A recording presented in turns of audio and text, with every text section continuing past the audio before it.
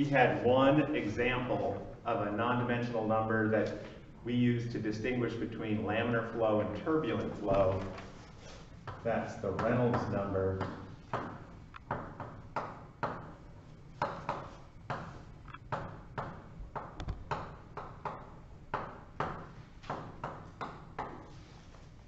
There wasn't a problem, a homework problem available to me that asked you to calculate the Reynolds number. So I tried to find the homework problem that's closest to that, and you actually have to look at three dimensionless numbers. Seems to me for number 8, it's the coefficient of drag, the Froude number, and the Weber number. Now this one,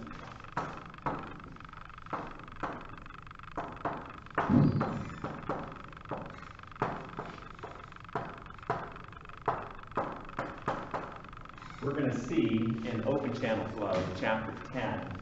So I assigned this problem, but you are going to have to look into chapter 7 and do a little reading to figure out how to do it. What you want to do in general is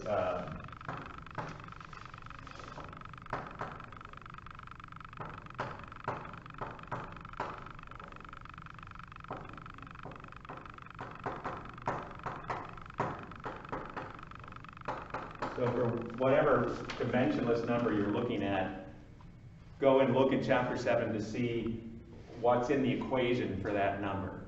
And then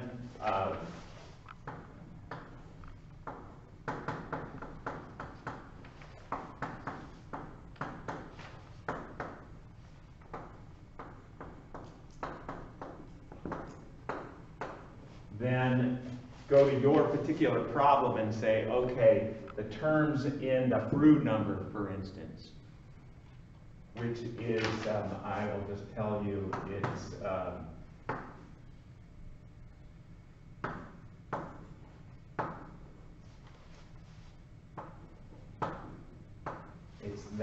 it's the velocity divided by gravity times this thing called the hydraulic depth.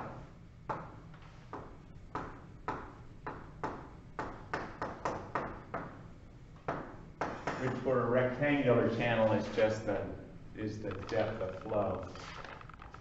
So for this particular problem, you're looking for what do I use for a velocity, what do I use for a water depth, and then calculate. Oh, I don't think you even need to do calculations. I think you, for that problem,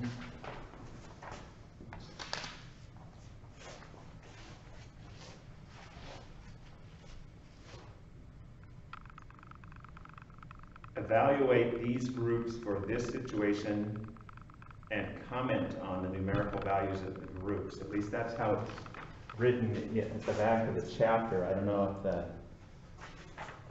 the way it comes up for you on the homework assignment is exactly like that. But I'm going to say that this is what I'm going to give you for problem 8. So take a look at that problem. Look at chapter 7, and if you have additional questions, just ask the question in the homework discussion page so we can all see your question and I'll answer it there. All right, then. So that's number 8, at least to get you started on number 8. I next was going to do number 5, because I think it's the hardest. And then from there, we'll do one of these, 1, 2, or 3. You get to choose. I think they're all the same, more or less. And then we'll go on from there. All right.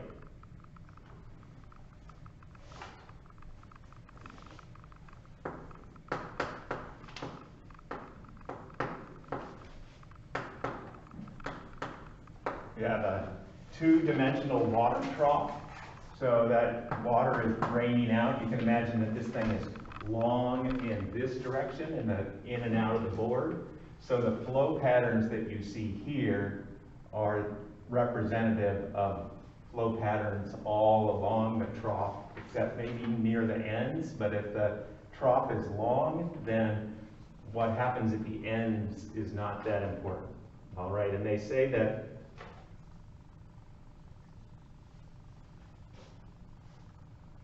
the flow is radial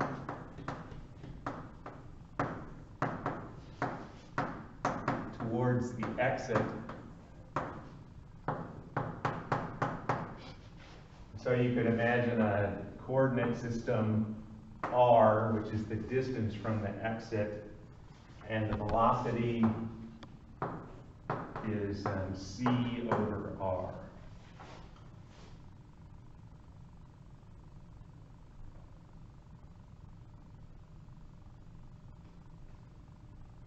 And then they say at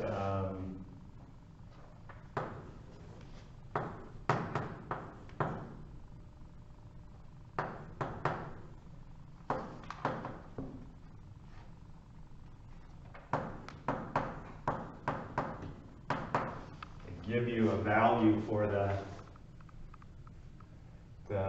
velocity at a particular distance, and want you to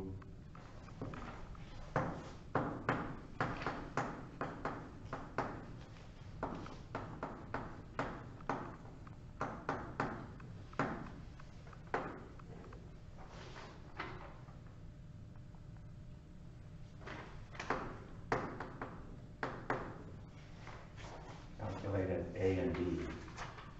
All right, and then two locations along the center line, they're asking you to calculate the acceleration. All right. I think the challenge of this problem is it just looks so different than your typical X, Y, Z coordinate system problem.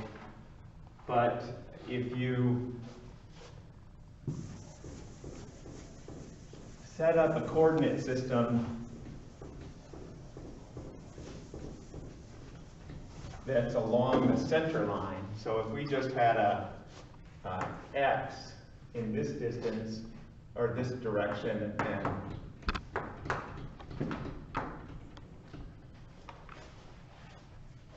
so Y is or X is vertically upward. It's two-dimensional, so it doesn't matter what Z, nothing changes in Z. And we're going to look at the velocities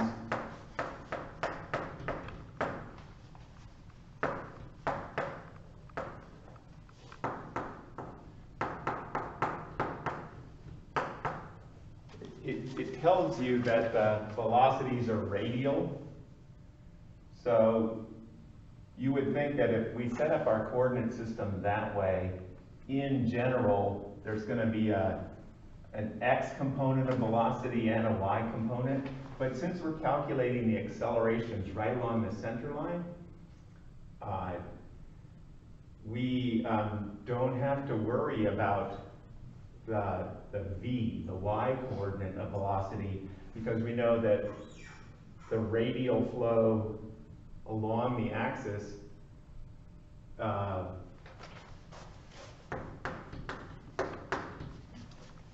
is only going to be in the X direction, and we're asked to calculate accelerations at 2 points along that X-axis. So the problem's actually easier than it looks. Okay, so in general,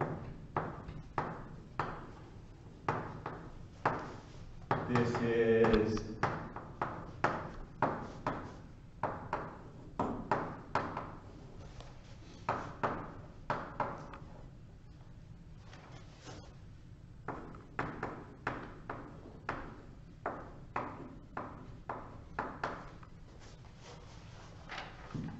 one, 2, 3D.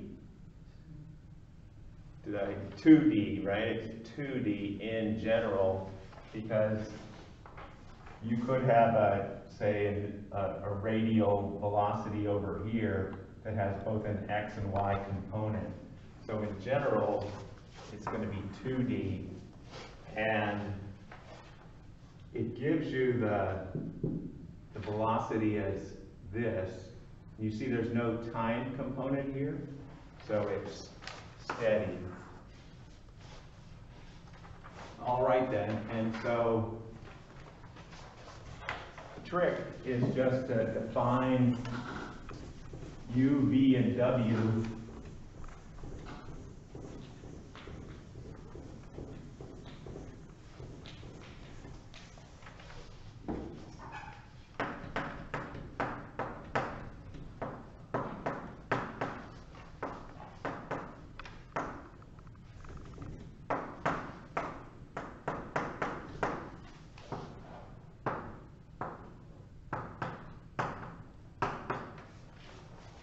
Two of these are easy, right? Two of the velocity components are simple. We had said that it's velocities only along the x-axis, so there's no y component, there's no z component.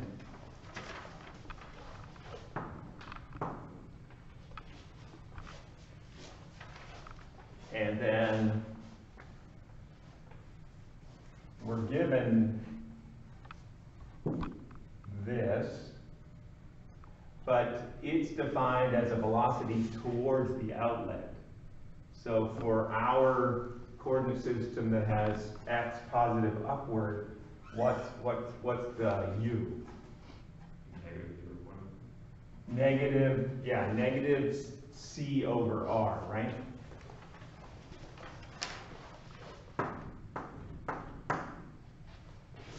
And then we can also calculate what c is very simply.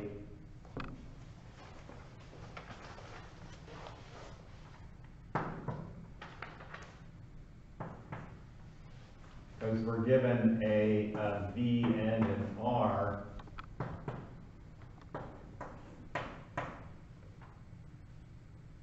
Oh, wait a minute. I did that wrong.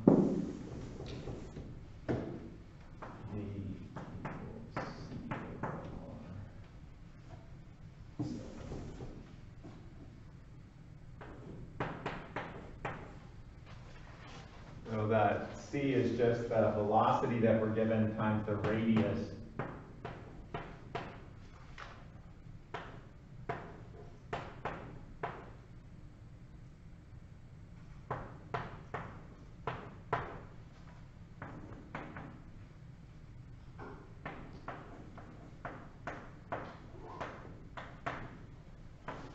So there's the value for c. And then we have a definition for the a sub x, which is the only acceleration component that's going to be non-zero, because there's only a non-zero u component. Let's write out. All right, remember it has two parts. Right? The acceleration has two parts. There's this kind of acceleration and that kind of acceleration. Do you remember what the terms for those two types of acceleration are? Local is one, yeah. Local acceleration. The other one is out there in Zoom call. You can also answer. Chat it in or. Absolute. Cody says absolute. Absolute acceleration is not right, but that's more like absolute viscosity. But it's three syllables, I'll tell you that.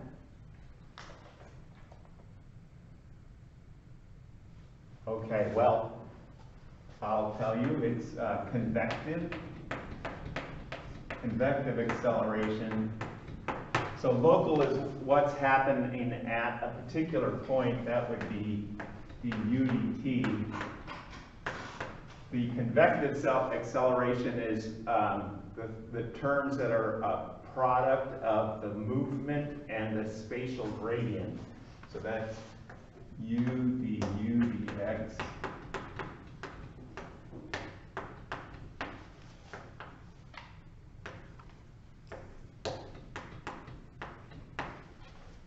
And if you look at our situation, there's no v, there's no w, there's no time rate of change, so a sub x is simply u du dx.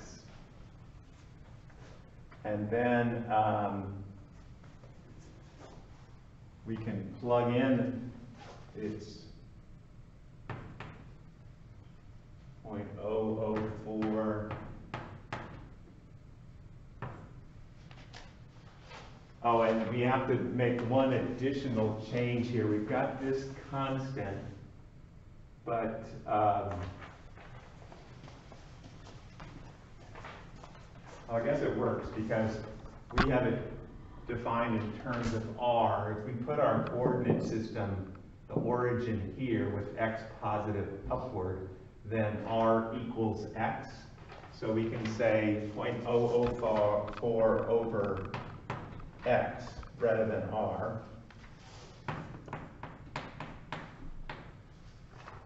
That's the u. That's meters per second. So x is in meters. And then the x component. Oh, and did I say, whoops, it needs a negative.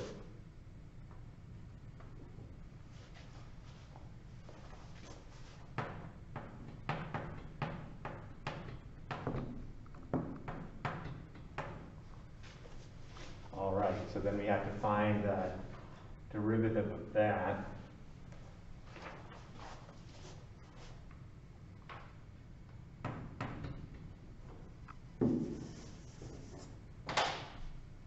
And so we're going to get 0.004 squared.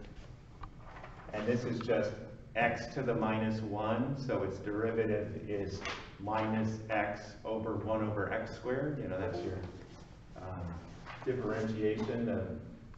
And so we're going to get we have a negative here, a negative there, and another negative when we differentiate this. That becomes an x squared, and there's another x. So we have x cubed is our a sub x. And you know, I think the only thing that's different in what I've done here and what the answer that you'll need to put in is that my x is positive upward. So things are accelerating, they're getting faster. Did I mess up my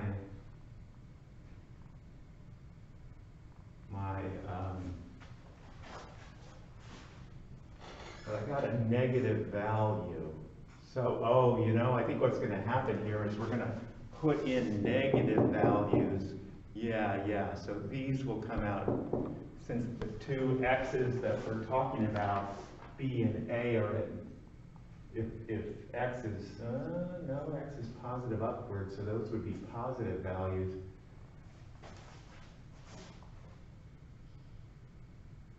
No, I think, yeah, because it's going faster, but it's going faster in the negative direction. So its velocity is getting smaller, a larger negative value.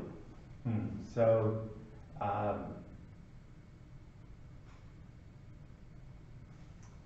and the solution asks you to do it with respect to r. So I think our answer, we're going to have to change the sign to a positive number. Okay. Okay, so we'll do it this way, but then we'll have to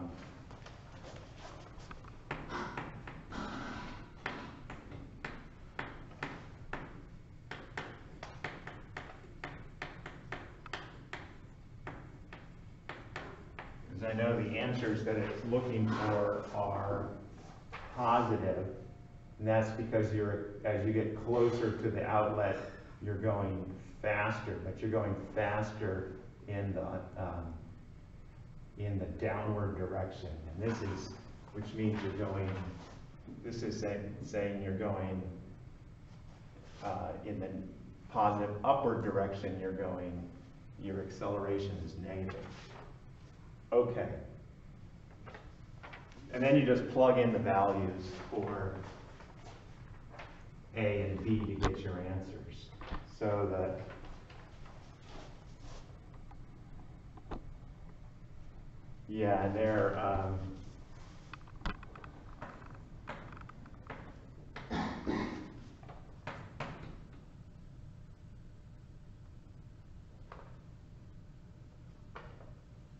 positive numbers, and they're about, just to give you a hint, they're about 10 to the minus 5.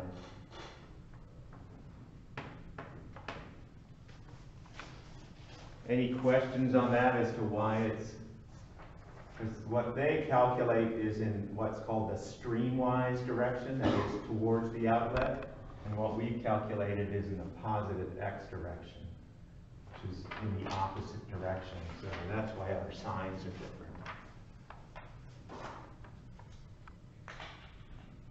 Okay. Oh, yeah, Kyle. How did you get U to be negative C over R? All right, so why is this U here negative? Yeah. Okay, so what it says is I made my, right, this is X and that's Y.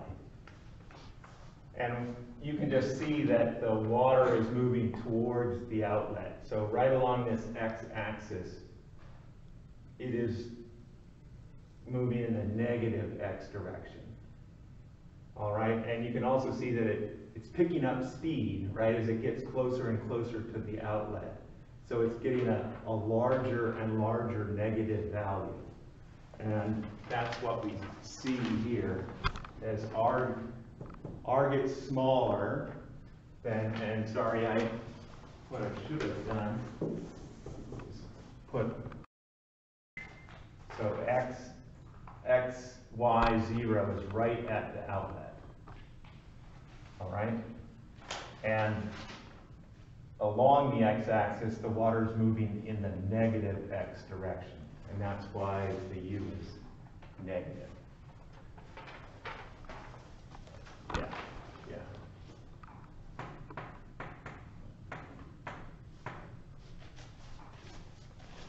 But they define the accelerations in the streamwise direction, which is towards the outlet.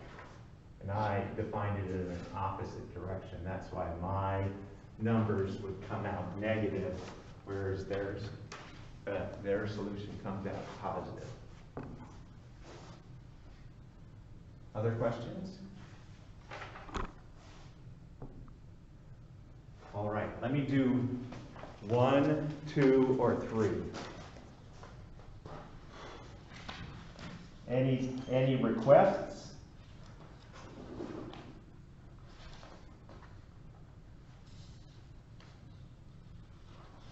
Probably 3 is the most complicated, I would say. Okay, hey David. You think so? I thought 1 was more complicated, but they're all. Oh no, 3. I got you. 3 looks also. Yeah, I can see that. I think part of the problem with 3 is the figure is not drawn well. So let me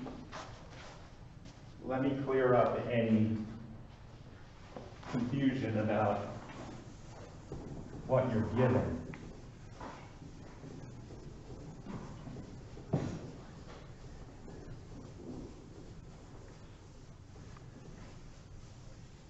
I'd say that all 3 of the problems use a similar solution method.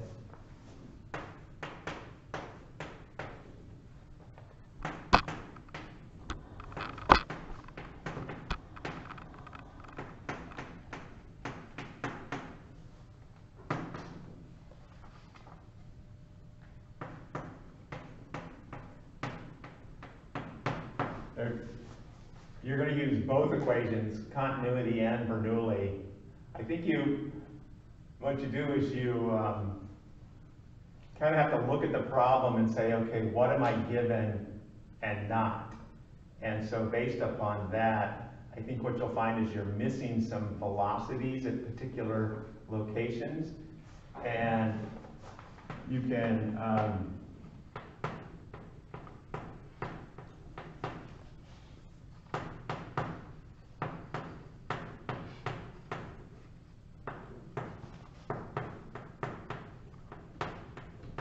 if you're given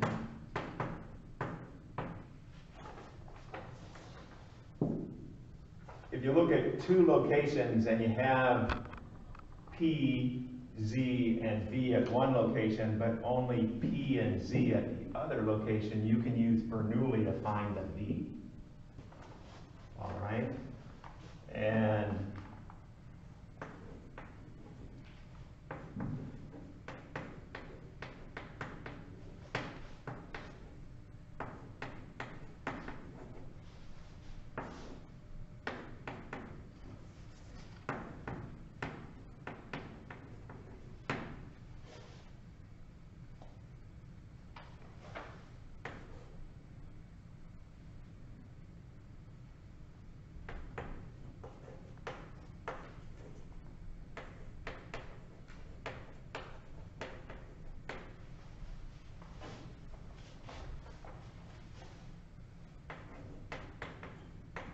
so if you're given the cross-sectional area at the point in question, and you're given the velocity and the cross-sectional area at some other location, you can use continuity to find that missing velocity.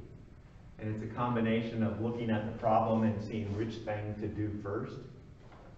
So that strategy works for all three of these problems.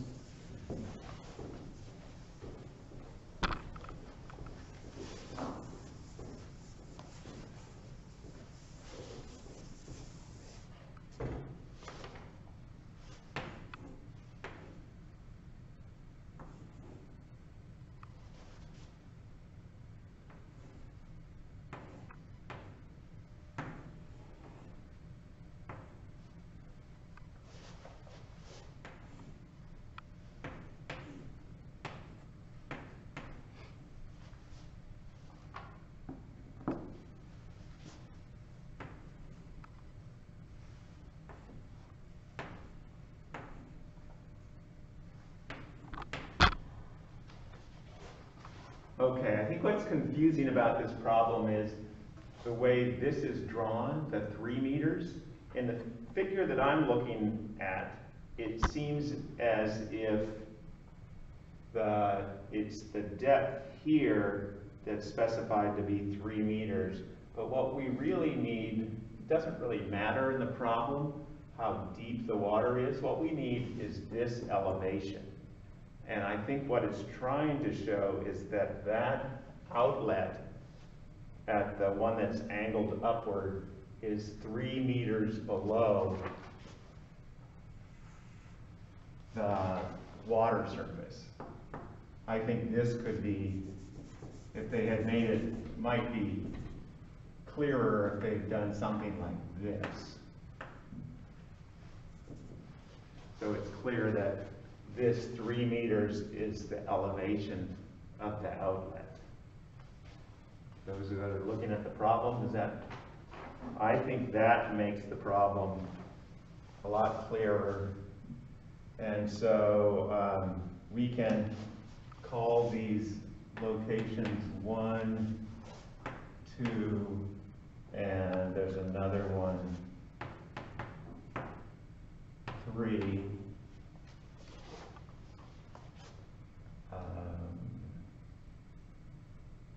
Oh no, they give a 1 here, so let's call that 0.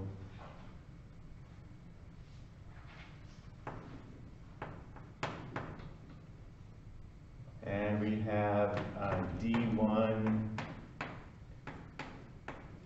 I think we're given all of those.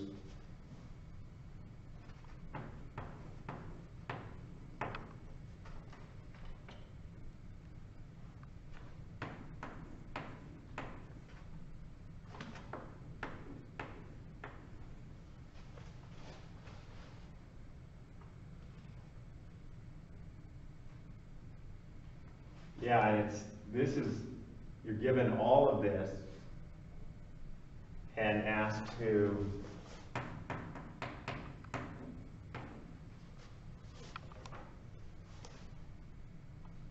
find all right. So my strategy is often work backwards from the solution to try and figure out how to solve a problem. And so if I'm looking at where I'm headed, pressure, and I know that that I'm going to use continuity and Bernoulli. Well, continuity is not going to give us pressure, so it's going to have to be Bernoulli. So if I write Bernoulli between here and here, I've got elevation, and I've got the diameter there. So if I know the flow through here, then I can calculate so what I want to, if I can calculate the flow through there, then I can calculate the velocity and then use Bernoulli to get pressure. All right, so that's my strategy. So what I'm going to do is then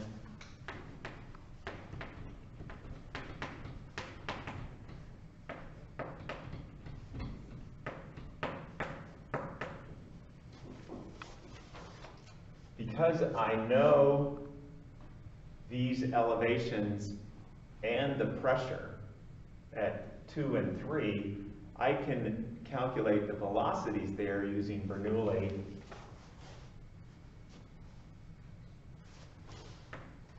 And then I can say Q1 equals Q2 plus Q3. And then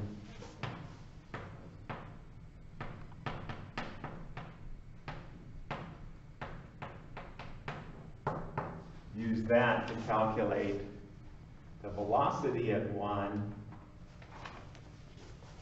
and then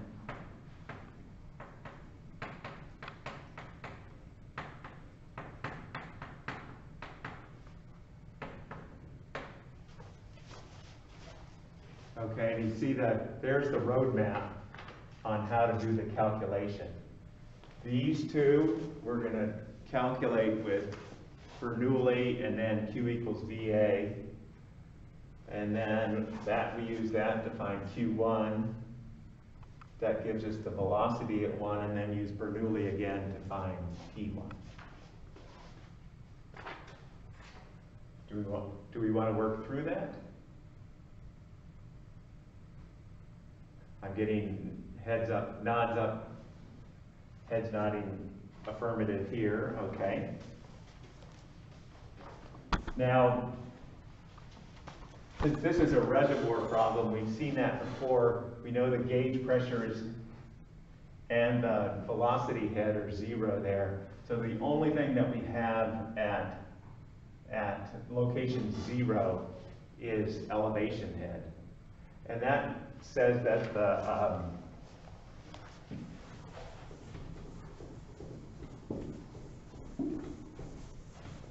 total head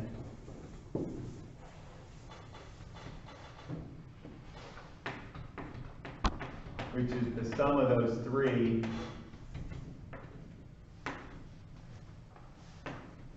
is 7.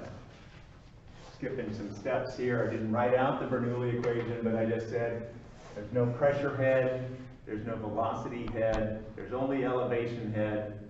I'm going to put my datum down here and say that we have a total head of 7. The advantage of doing that is that because there's no energy losses, we know that the total head at 2 and the total head at 3 are also 7. Okay, so then I can write at 2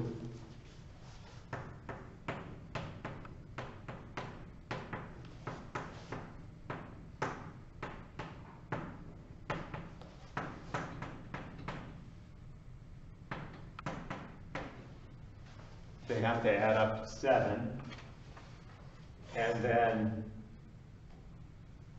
we know that this is exiting to the atmosphere at 2 and 3. So the pressure head here is 0, and the elevation head is 4, because it's 3 below the water surface of the reservoir.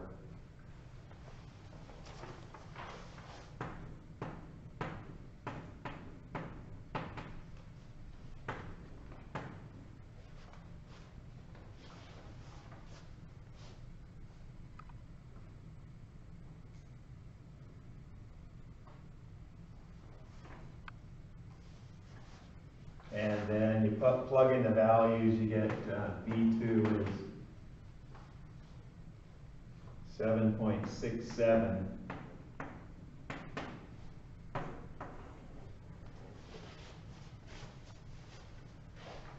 All right. Location 3 is even easier because the elevation head is 0. So location 3 has no pressure head, no elevation head.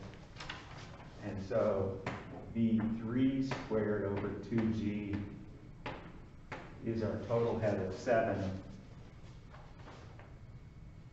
We're expecting a bigger number. We get it. V3 is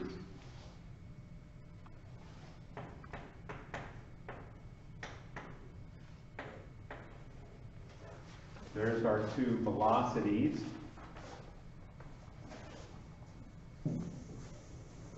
Find the two flows.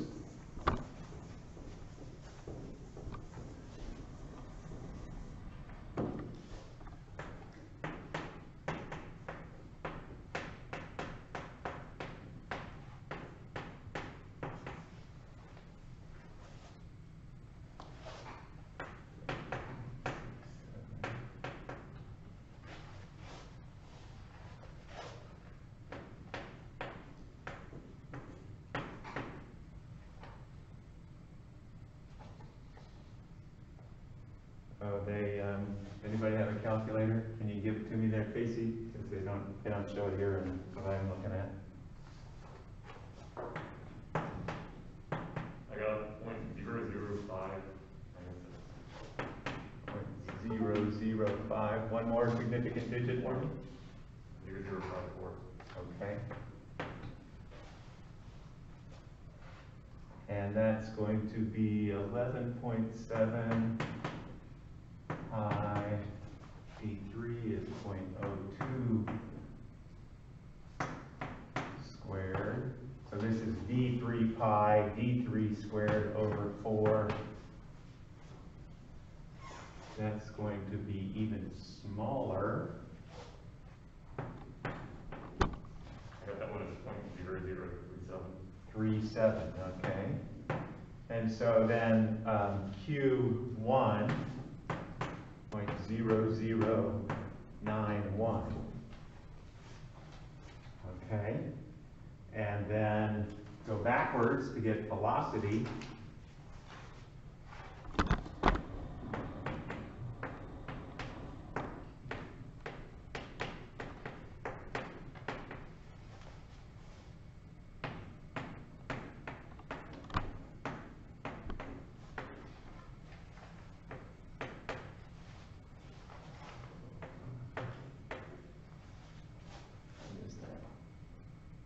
Whoops, I think that's not 005, that's supposed to be 05. Yeah, 03. Okay.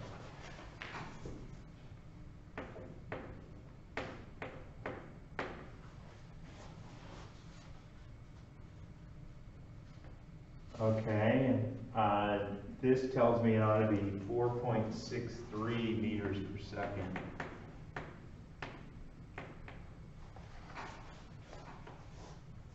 Could be a round off error there because we're only got two significant digits, but 4.63? Okay, good. And now it's the final step is to do Bernoulli. Again, we know that the total head is 7.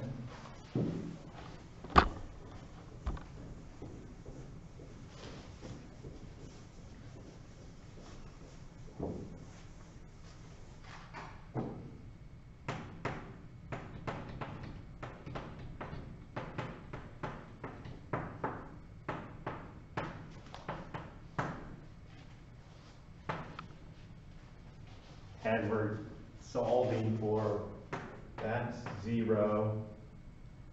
So P1 over gamma is 7 minus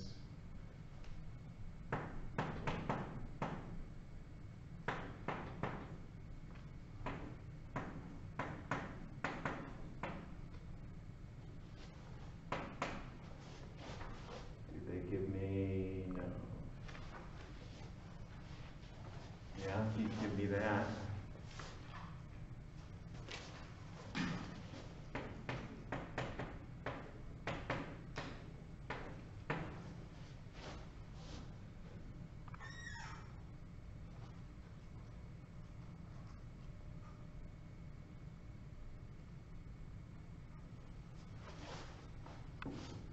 I got 5.91. 5.91, that sounds good. That's meters. 5.91. And I get this as 57.9. And it's a pressure. That's kilonewtons per meter cubed times meter, so you're going to get kilonewtons per meter squared, which is kilopascals. All right, William, did that, aren't those fun? I think that's, pardon me, I guess it's just a nerdy hydraulics professor, but I think I like those kind of problems. You'll find number 1 and number 3 to be similar. Let's just take a look at them.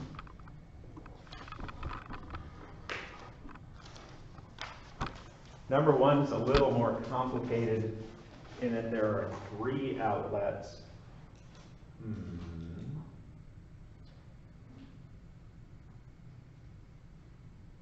Yeah, I'll just draw it crudely.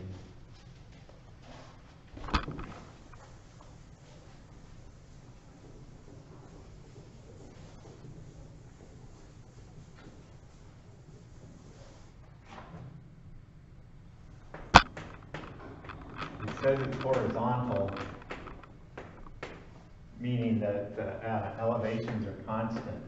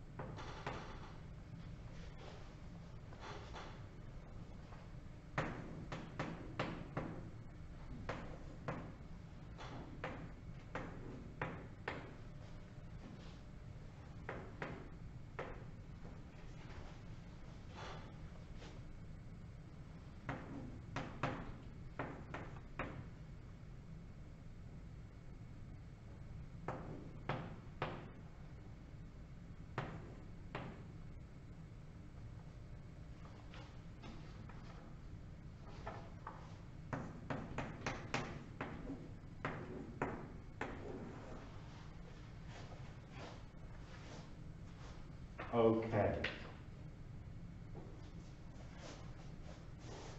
So I look at this problem, and I see I've got my nomenclature here is just saying a blank, a line means I'm given that information. So this is what I'm given. Area, flow, and pressure at 1, area and pressure at 2, area and velocity at 3, and I'm asked to calculate Q. Again, working backwards from the solution, I need to find Q. That means if I can find velocity,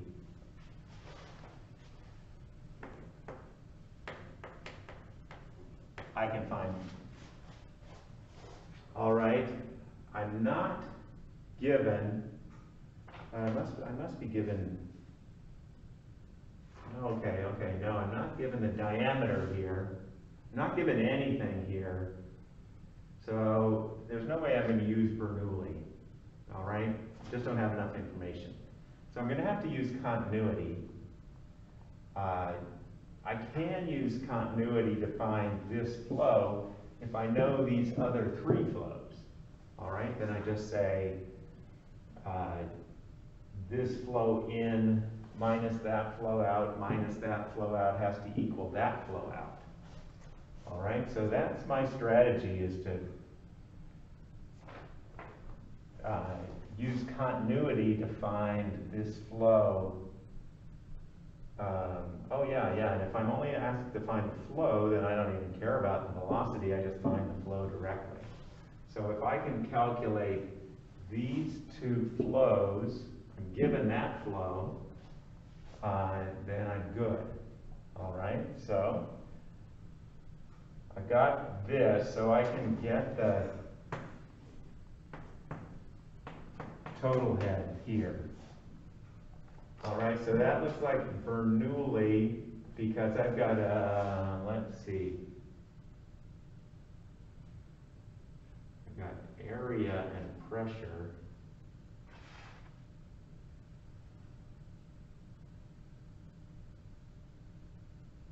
Yeah, so I think I am going to be able to calculate velocities here using Bernoulli. I'll have to, because that's, I have to use Bernoulli, that's all I've got for 2 and 3. And then, right, because all I need is, I know elevation, right? I know elevation everywhere, it's horizontal. So if I know total head here and pressure here, then I can get velocity, okay, using Bernoulli. So I can get, and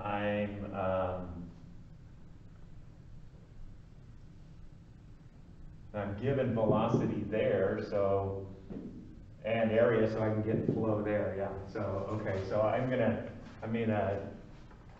starting at the beginning, calculate total, convert this Q to a V, calculate total head. Use Bernoulli and my calculated total head here to find velocity there. Take the velocity and then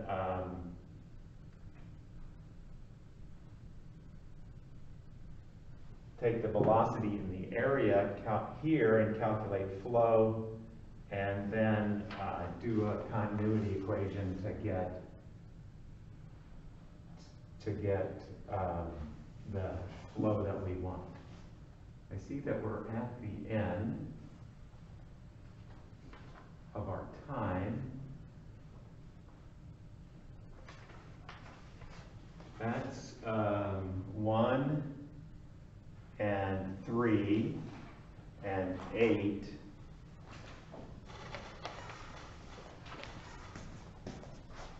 and 5.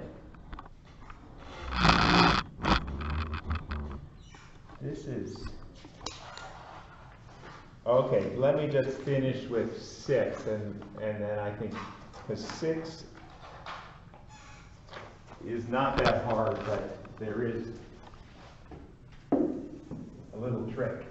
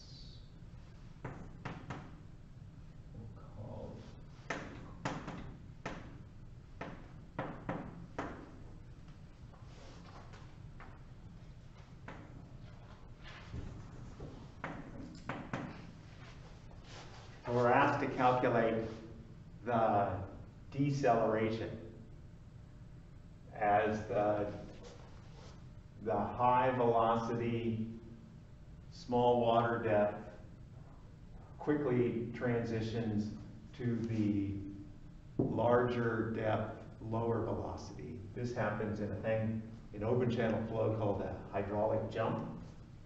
They are lots of fun in whitewater because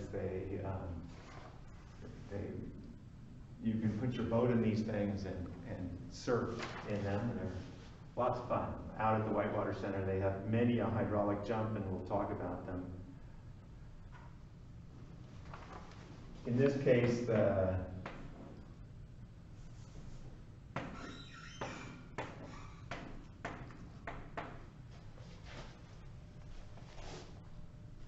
I should call this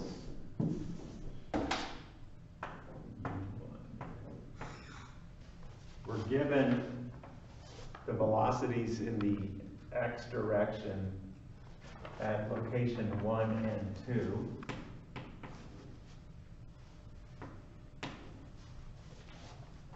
And we want to calculate the acceleration, a negative value at through the jump.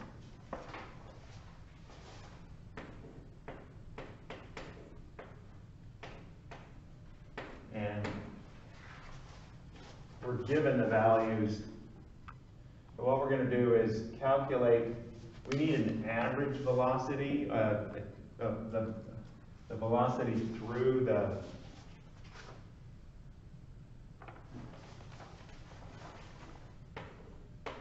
jump. We're just going to take the two numbers we have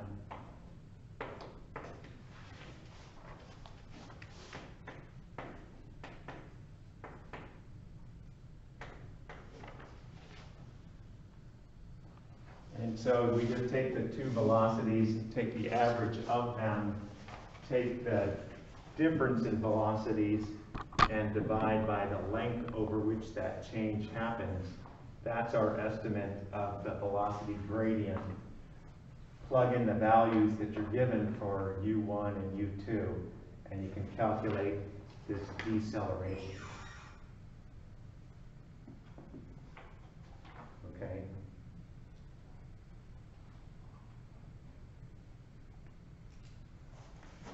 And actually it should be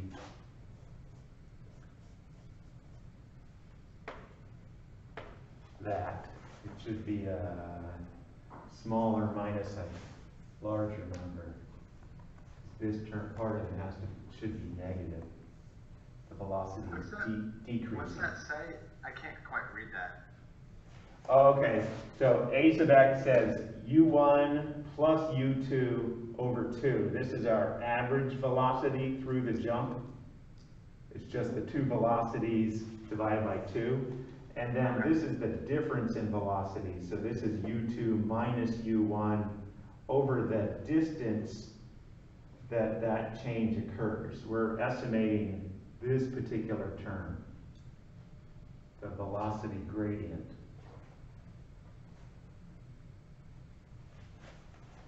Okay?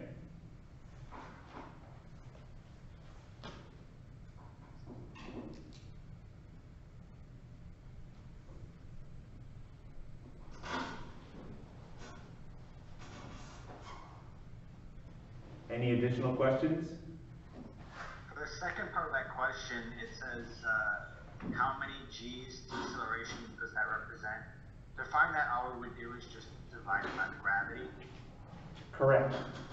Because this is going to give you an acceleration which you can normalize by dividing by gravity to give you the number of equivalent, equivalent accelerations, the G's. And it's an impressive number. I don't know if you've been in a raft when you I've been in a raft at the Whitewater Center, but also on on the New River Gorge, and the decelerations that you feel when you go drop down and then hit that jump, it is quite specific. It's quite significant. You can get boaters just thrown out of the front of the boat because the deceleration is so intense. So you get a relatively large number there.